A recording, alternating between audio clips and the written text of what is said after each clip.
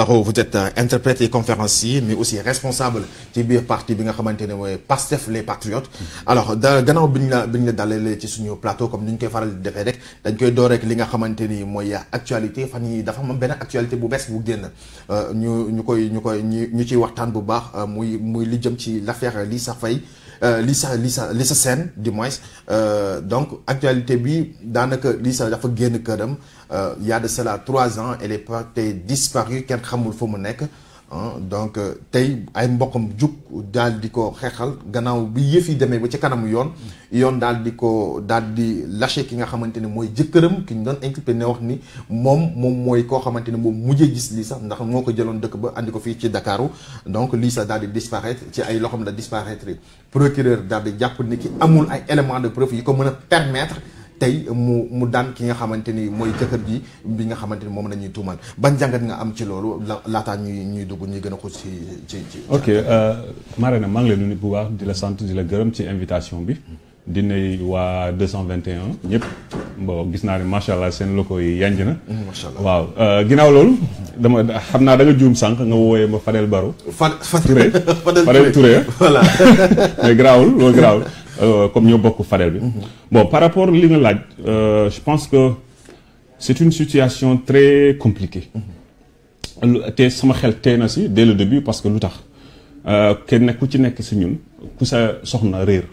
wala ñu ne gisuñu ko normalement man dama yaakaar ne yow muy jëkkër ji yow yaa war a njëkk dem. gis yoon. ndax ñu mun kaa saytu xool fu mu nekk ak lu mel ni loolu noonu waaye bu ay mbokkam daal di jóg ci mbir mi loolu war naa mën a tey xel si jëkkër jooju. boobu benn la deuxième chose bi mooy ñëpp constaté nañu en réalité nii ça fait des années maintenant. Lissa Tine xale yi jigéen yi bëri dañuy réer ci biir dëkk bi. soit dañuy réer temporairement ñu daal leen gis. mais après yoon lu mu ci war a def ci ay jéego du ko def. parce que c'est pas parce que tout simplement nit ki dafa réer après ñu gis ko ñu war a complètement clôturer débat boobu noonu wala enquête boobu noonu moi je pense que loolu sax c'est très facile. donc suñuy doom. ay compatriotes ay citoyens seeni doom bu ñu amee lu mel ni loolu dal leen man dama yaakaar ne procureur moom c'est son devoir mu taxaw ci comme nu muy taxawee ci yenn dossiers yoo xamante ne ñoo leen gën a soxal. léegi lu jëm ni mbirum kii Lissa man dama yaakaar ne ñi siy jóg en tout cas man personnellement lépp li ma mën a def ci ay jéego pour jàppale leen ñu taxaw ci taxawaay boobu ndax ñu mbir mi leer man dinaa ko def. te képp koo xamante ne yaa ngi xeex ci ak yelleef doomu aadama fii ci Sénégal normalement da nga ci war a tax et je lance un appel à tous les féministes yoo xamante ne à toutes les féministes ou tous les féministes parce que moi aussi je suis féministe quoi mais autrement je veux dire que dañu war a fexe ñoom tamit ñu jóg ñu taxaw ci situation yu mel nii il faut waruñ toog ñuy xaar ba ñu wax ay scandale lu jëmee ci sexualité ñu doog a jóg ce n'est pas uniquement les viols quoi lu jëm ci la disparition d'un être vivant ci un citoyen sénégalais donc man yaakaar loolu dafa war a tax ñoom tam ñu jóg ñu xeex ci ndax mbir mu leer. yaa ngi wax sànq ci traitement dossier yi dañuy jéem a def un tout petit peu le parallélisme entre benn dossier bu nekk en cours mu nekk justice ba léegi mooy le dossier Adji Sarr. yaa ngi woo féministes yi donc gis nañ ni que aussi am na ay féministes yu ko assisté mais bi ci kanamu justice bi nga xamante ne tey le procureur de la République moom moo daal di bàyyi ki nga xamante ne mooy jëkkëru Lissa bu ñu daan occupé ne bokk na présumé la donc innocent la donc kooku buñ ko lâché parce que procureur dafa jàpp ni ki amul preuve tey li nga xamante ne mooy dossier Adji Sarr Ousmane Sonko ndax ci traitement buñ ko traité buñ defee parallélisme entre ces deux dossiers tey ban jàngat nga am ci. je pense que sa question bi sax réponse baa ngi ci sa biir question bi parce que ce n'est pas pour rien que vous avez pensé à faire la comparaison entre les deux faits parce que en réalité lu ñëpp constaté ci population sénégalaise mooy justice sénégalaise bi fu nu mu war a doxalee par rapport benn dossier boo xamante ne souvent mooy doon dossier yi gën a grave parce que là on parle de meurtre même bu fekkee supposition la mais il y a toujours ce fait de gravité. disparition. Ouais. ñu ci meurtre. Oui, mais disparition c'est-à-dire tey quand une personne disparaît c'est quand plus ça dure plus il y a moins d'espoir. donc à la limite da ngay gis ni waa mbokkam yi mun nañ dem ba ñu def sax sarax parce que dañu jàpp ni gisuñu ko mun naa am loolu moo am ba ñu daal di ko gis mais maa ngi leen di ñaanal ñu gis seen doom. leneen lu ma ci war a wax mooy boo gisee nit ñi di comparer cas yi liés à notre justice parce que dañu constaté ni loolu c'est un fait palpable mun naa la fi lii ma la ay exemple yi dul jeex yoo xamante ne ñëpp dañu jàpp ni justice bi da ci war a continuer liggéeyam waaye da ngay gis ñu jékki-jékki nekk tekkaaral daal di ci taxaw te population bi di seetaan population bi nag moo war a wax fu mu toll nii fu justice war a xoole prenons le cas de Ousmane Sonko ñaata yoon la taxaw fii di naan dafa bëgg yoon bi def liggéeyam ñaata yoon il a fallu mu toog lu yàgg bañ a signer doog a def déclaration si la juge bi di commencer di woote tous ceux qui sont mêlés comment on le dit à ce problème là ñu doog leen commencer di leen entendre finalement c'est comme si c'est une justice boo xamante ne ay doomu aadama lay obéir du doigt à l'œil léegi fu mu toll nii lu mel ni Lissa Tine bi kaam bi man dégg naa un journaliste de la place ku mel ni Babacar Touré mu ciy wax moi je pense que il est en train de faire un travail colossal ça il faut le reconnaître et d'ailleurs il fait partie des gens yoo xamante ne ba tey ñoo ñuy dundal espoir ak ñu mel ni yéen ñu gën a gëm suñu journalisme ñu gën a gëm ne en réalité il y a toujours du journalisme dans ce pays et heureusement li ma bëgg a wax foofu mooy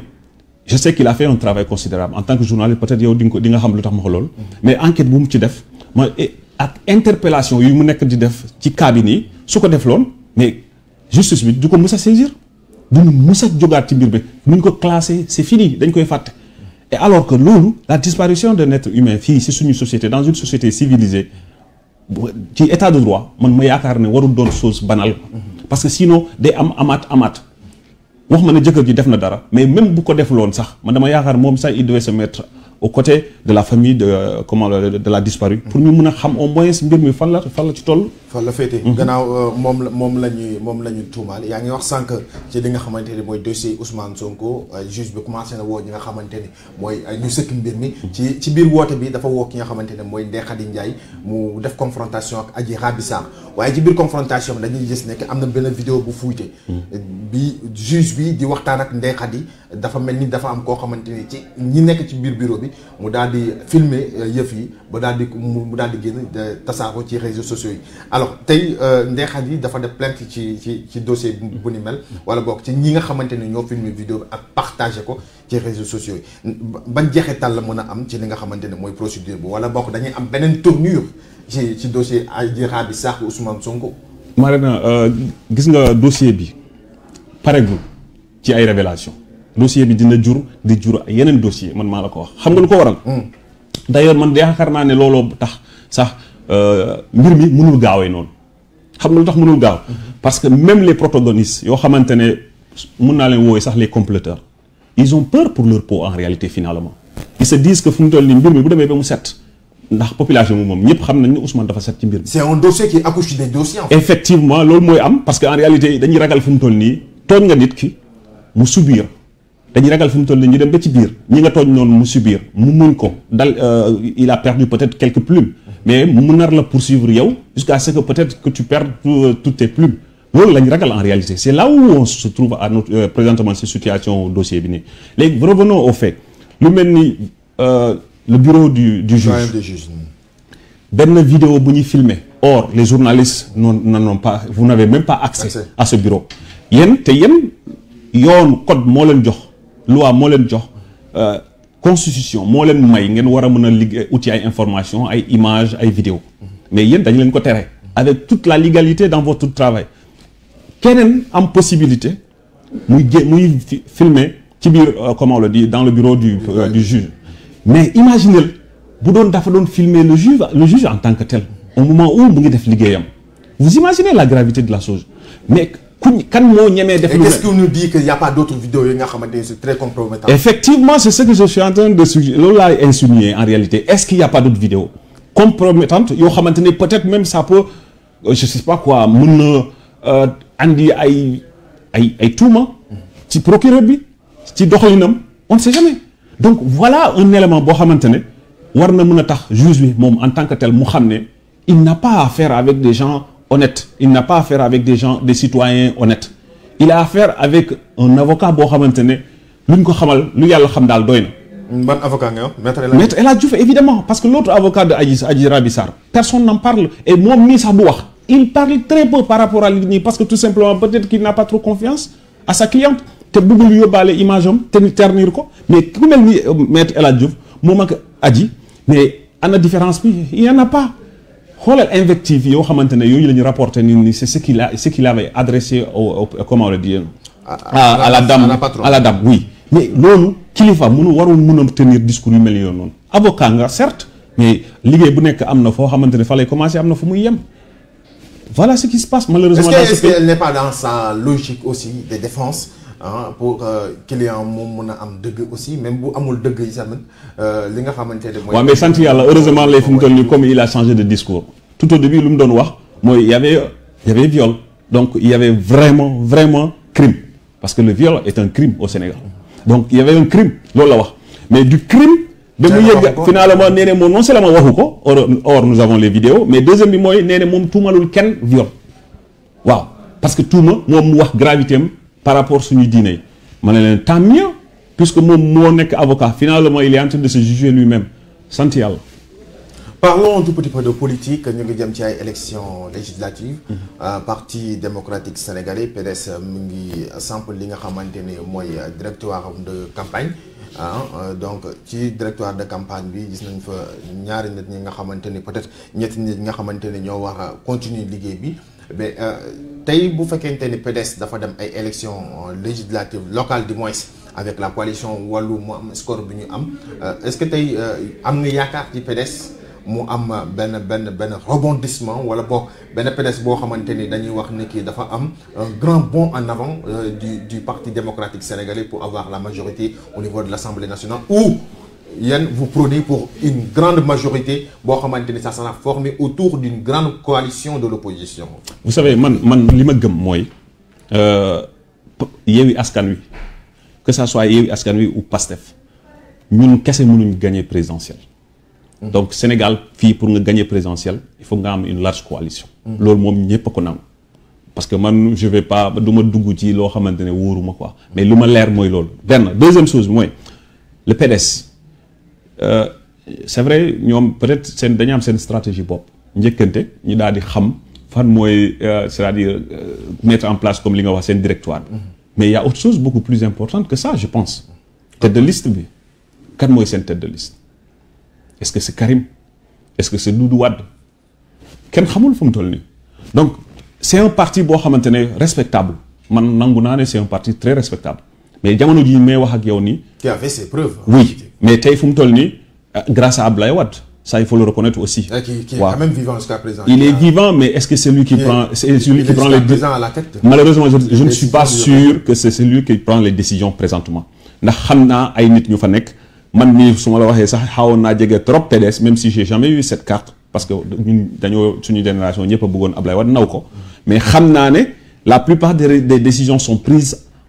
comment on le dit à son insu man loolu laa njort parce que en réalité yenn décision politique yu may gis muy jógee du PDS mun ma gëm ni le président Abdoulaye Wade bi ñu xam ñun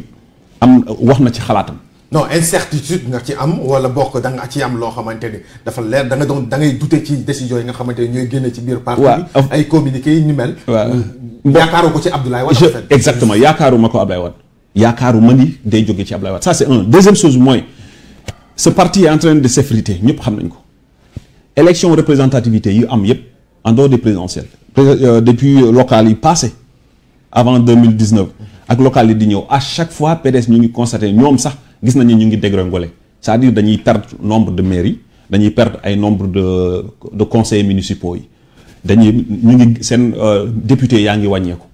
et crois-moi c'est une logique man je pense que en réalité les élections législatives yi di ñëw nii ñoom dañuy njëkkante pour positionner wu rek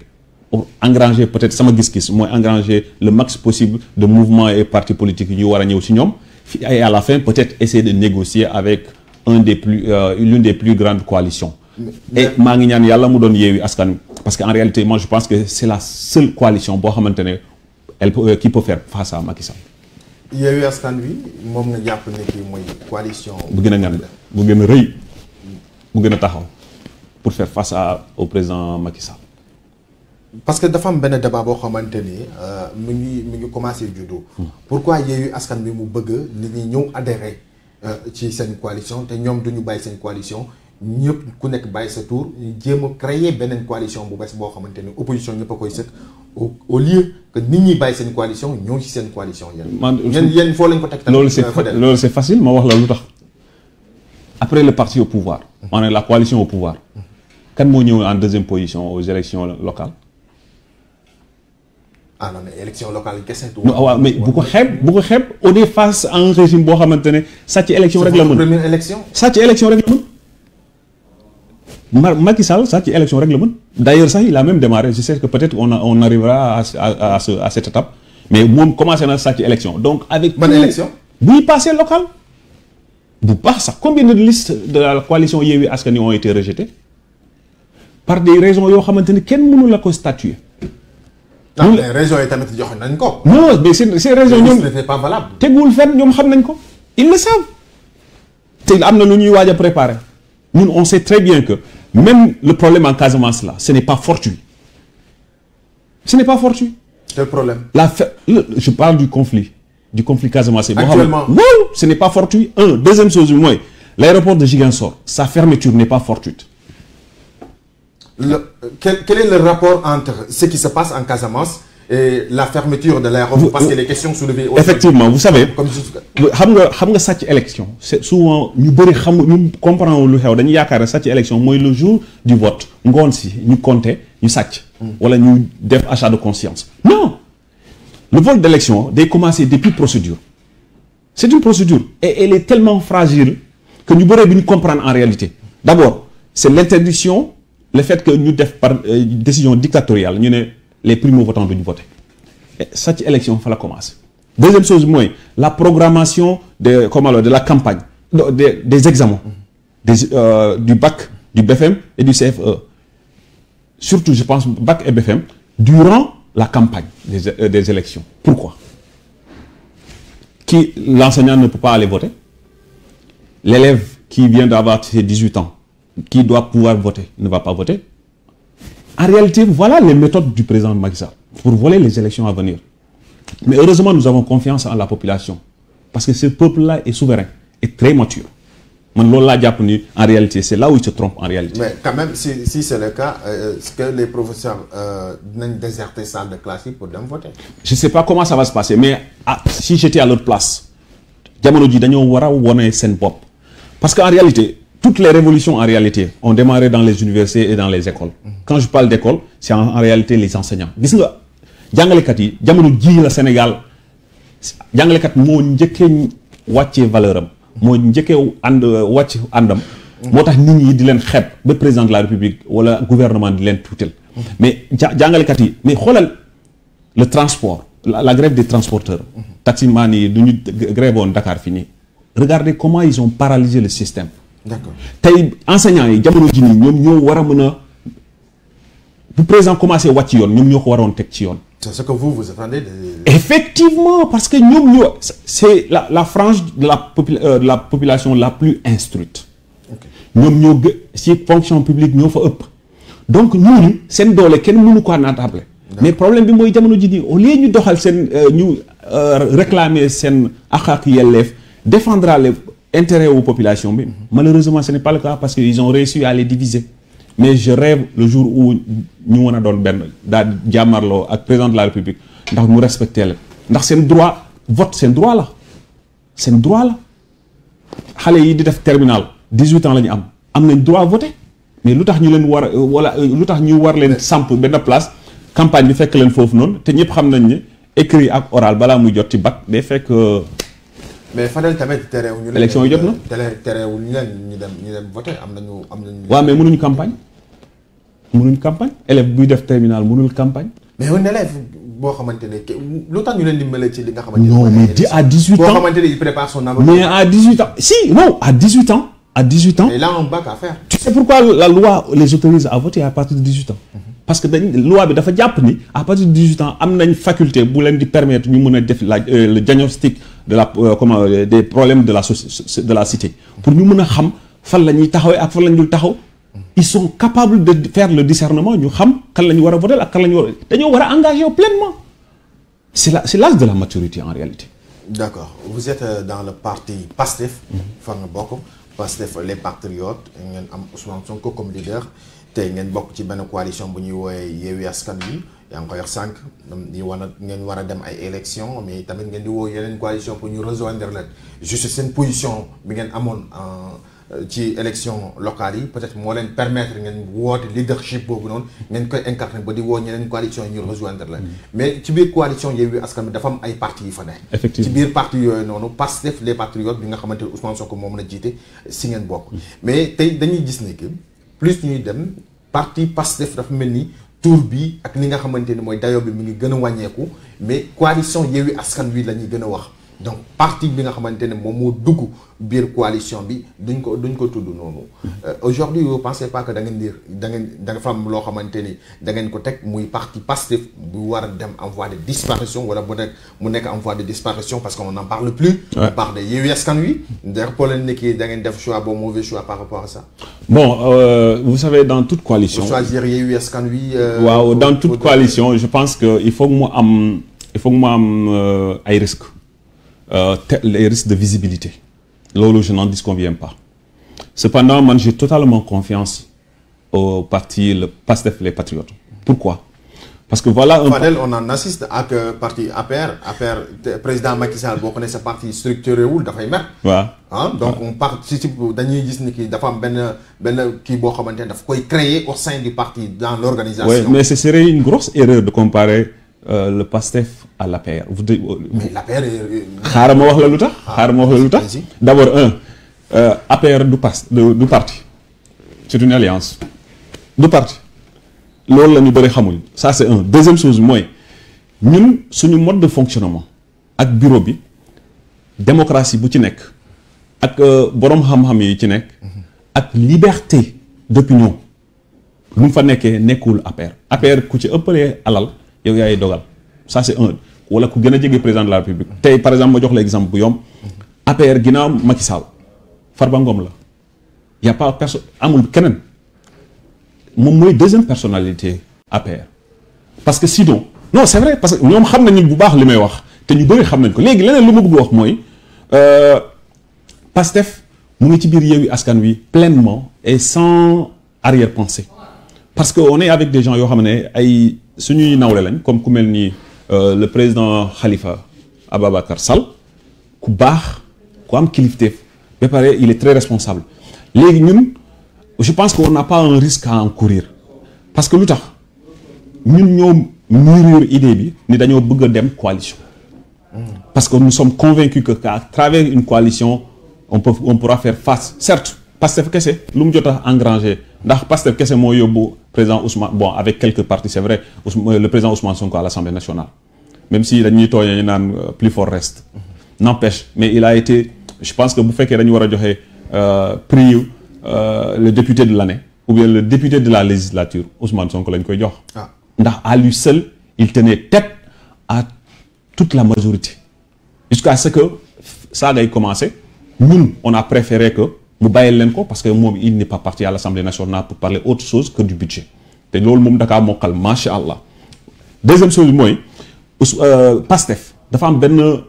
unité bu fa nekk boo xamante ne ak ouverture d'esprit yu ñu am foofu noonu moo permettre coalition bi da ngay constater képp ku ñëw en dehors de Magenta képp ku ñëw il se sent très libre chez nous parce que xam nañ ni bu baax lan moo ñu lié y a une charte claire boo xam ne bu ñu rédiger moo ñu boolee ak taxawu Sénégal ak yeneen parti politique ak mouvement politique yi fa nekk te charge yooyu kenn ku ci nekk jox nga ci sa aval balaa ñu koy commencer donc ñun on prend nos responsabilités respecter ko parce que suñu coalition bi lan la mooy local bi la ak législatif. Vous trouvez pas ça contradictoire les concepteurs de l'antisystème qui se retrouvent entourés des membres du système au sein de la coalition Yewwi? Bon, ça dépend de ce que vous appelez système. Parce que Ousmane, il a beau expliquer, le président Ousmane Sonko a beau expliquer ce qu'il entend par système, mais malheureusement, j'ai l'impression que les gens n'ont pas compris. Par exemple, dans leur tête, l'unique c'est Macky Sall. Or, Macky Sall, il peut formater, le système génn ci bopam. Un apérisme, il peut formater. Le système génn ci bopam. Moi, je peux même prendre ma propre personne. À force de fréquenter le président Ousmane Sonko, je suis arrivé à un niveau où j'ai compris et j'ai vraiment épousé, sa vision, ses programmes. Moi, je pense que c'est comme ça que ça marche. Donc, fille Sénégal, amul citoyen bu gën, benen citoyen, amul citoyen bu bon, amul bu baax. En réalité, il s'agit d'une question de sensibilisation et de conviction. Bés bu ñu demee ba ñëpp comprendre en réalité le discours que Ousmane président Ousmane Sonko discours yi muy tenir bu ko ñëpp comprendre un jour dinañ xam en réalité de quoi il s'agit quand il parle de système parce que le système en tant que tel un exemple simple lu ma la bëgg a wax foofu mooy par exemple système de corruption yu ñuy gis dans la circulation bu ñuy gis ci port bu ñuy gis ci frontières yi boo jëlee exemple location courtage yi ngay gis noonu yooyu yëpp c'est du système parce que dañ koy teg de telle sorte que non seulement ce n'est pas du loi du texte moo leen di régir mais non seulement ça retarde le développement mais day sonal population sénégalaise ci dundinam nga gis par exemple président de la République wala gouvernement bi ne wàññi nañu diwlin bi par exemple mais finalement da ngay gis jaaykat yi ñu bañ benn jaaykat nekk ci koñ bi mu ne moom du ko wàññi kooku lu muy doxal loolu mooy système en réalité c'est ce qu'on veut sortir de là mais c'est très difficile c'est un combat très difficile mais man am naa yaakaar ne un jour on y arrivera. Fadel Touré juddu ca Ziguinchor waaye bokk ci commune bu ñuy wooyee commune de Niaguis juddoo ca village bu ñuy wooyee aussi Boulom. alors bu ñuy wax commune de Niaguis da nga doon déposer sa candidature pour les élections locales mais finalement retenir wuñu sa candidature par rapport li nga xamante ne mooy seen parti Pastef les Patriotes alors ñu ngi dem ci ay élections législatives ndax mën nañu xaar loo xamante ne lu yes la. waaw c'est très probable parce que en réalité kuy def politique ku ne da nga am ambition. mais nag xam nga mbir la moo xamante ne da nga koy bokk ak ay nit. man je suis très flexible franchement et puis daw ma bay daan je ne suis pas venu au Pastef ak loxoy neen quoi. dama ñëw ak ay nit dama ñëw ak ay kilifa. ñoo xamante ne c'est des responsables politiques.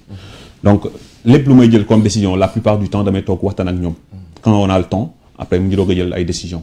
man en réalité j'avais pensé et j'avais jugé nécessaire que man dama war a mën a déposer sama candidature ci local yi passé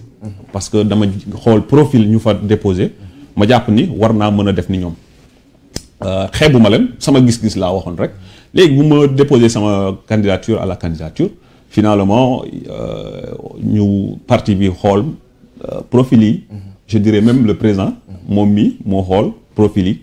bon mu daal di ma woo en tant que son petit frère mu xamal ma ni war naa mën a bàyyi ku mel ni suñu candidat Siaka Badio pour mu dem et c'est un frère donc et puis c'est un jeune boo xamante ni il a beaucoup de potentiel et il a beaucoup travaillé pour le Pastef à Niaguis d'ailleurs moom mu fa précédé sur le terrain moom ak beaucoup de gens yoo xamante maa ngi leen di nuyu bu baax mooy le cadre de réflexion Pastef ak Yewwi Askan Wi Niaguis c'est des gens yoo xamante ni en tout cas foofu mën naa ne